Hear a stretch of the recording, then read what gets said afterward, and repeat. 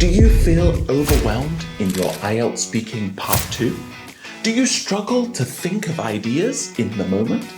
Do you find that your speech is not very natural? Well guys, this is the video for you.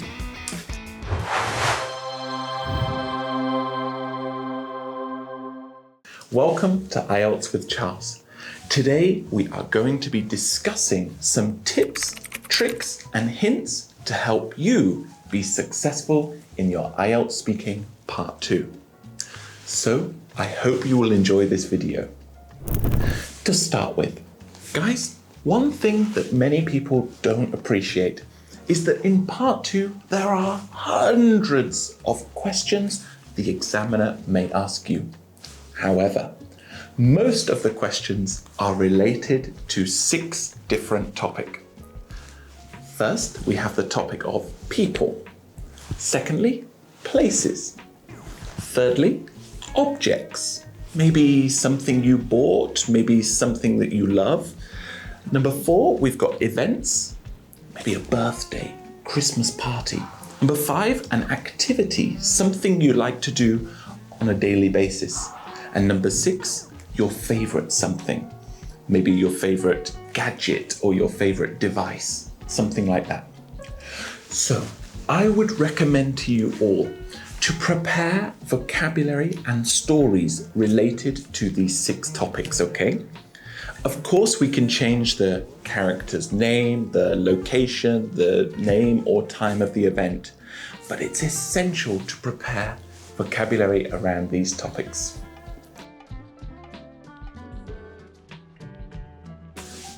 For example, let's first talk about the topic of person. Any question may come up. Describe your favorite teacher. Describe your favorite old person. Describe your favorite celebrity, etc. Guys, for most of these questions about people, you can use the same vocabulary and stories. So start preparing vocabulary banks related to this topic. So, if they asked you to describe your favorite teacher, for example, and of course you picked teacher Charles. In the speaking, if you describe me as nice, kind, and friendly, is it band 9? No, I don't think so. But if you describe me as charming, or charismatic, or indeed illegally handsome, so handsome he should be in jail, then this is a great way to improve your score. You've already got this vocabulary ready to go. Start preparing your vocabulary banks now. Moreover, try to prepare a story related to that person. Think about why they are special or why they are important. If you say, oh, Teacher Charles is really important because he's so friendly and nice and he always helps me with my homework, it doesn't sound real or passionate. So start to think about stories you could talk about. For example, you might say that this person, Teacher Charles, is special because he is a philanthropist. Now, a philanthropist is somebody that gives time or money to charity. But guys, prepare a story. For example, during the COVID-19 pandemic, he donated millions of dollars, or millions of Vietnam dong, to help impoverished people in rural Vietnam, ... Do you see? We've told a story. If you say your favorite celebrity is Adele, think about why Adele is so special and prepare a story. For example, Adele is amazing because she is an inspiration to me. When I was a child, I used to get bullied at school and played her songs, and she made me feel inspired to take on the bullies the next day. Do you see? We're already going into the IELTS exam with a couple of stories prepared and vocabulary prepared, which you can use for any question about a person.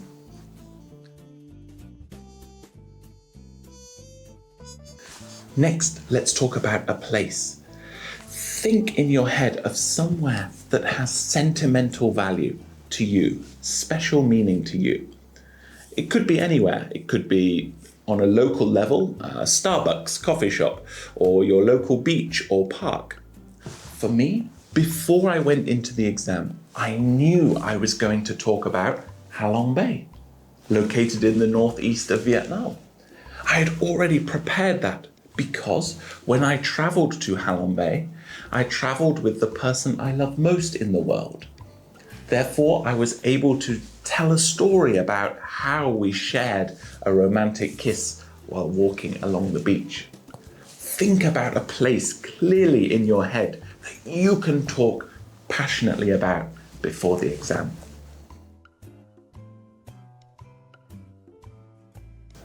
Next, let's think about an object, something that you really love. Now, many students will go straight to talking about their phone in this case, a technological device, which is great. However, I often encourage students to try and think about something a little bit different, something else that has special meaning. Maybe your watch, or indeed a pair of glasses. If I was to talk about my phone, I would perhaps talk about how it has sentimental value because it was the first gift I purchased for myself with my first wage packet after my first day at work. Do you see? Moreover, a phone allows me to connect with people throughout the world. Tell a story. During the COVID pandemic, I was able to call my grandma back in London in the UK, and we were able to share stories and keep our spirits up. Next, let's talk about an event. Talk about a special event that you already have fond memories of. So for me, I would always talk about my birthday if they asked me about an event. I can be flexible about the date of my birthday, but I vividly remember receiving a birthday cake and everybody singing happy birthday to me. I was over the moon during this special occasion. Think about a special event that you experienced in your life.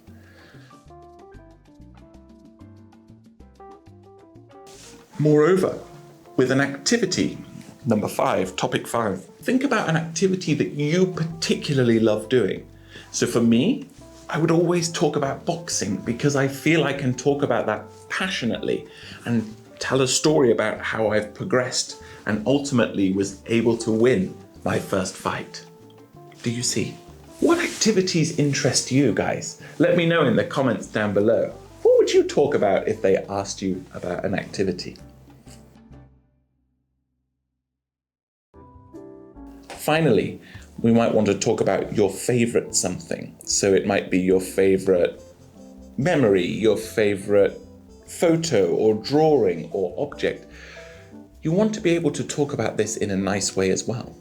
Perhaps you could talk about your favorite birthday or first date, or indeed your wedding anniversary. Try to think of something in advance of the speaking test so that when you see the question, you know straight away what to talk about in the moment.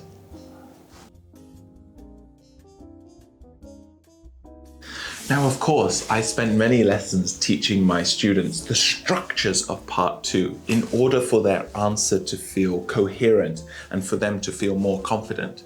But one tip I will give you is that try to prepare some expressions to express emotion.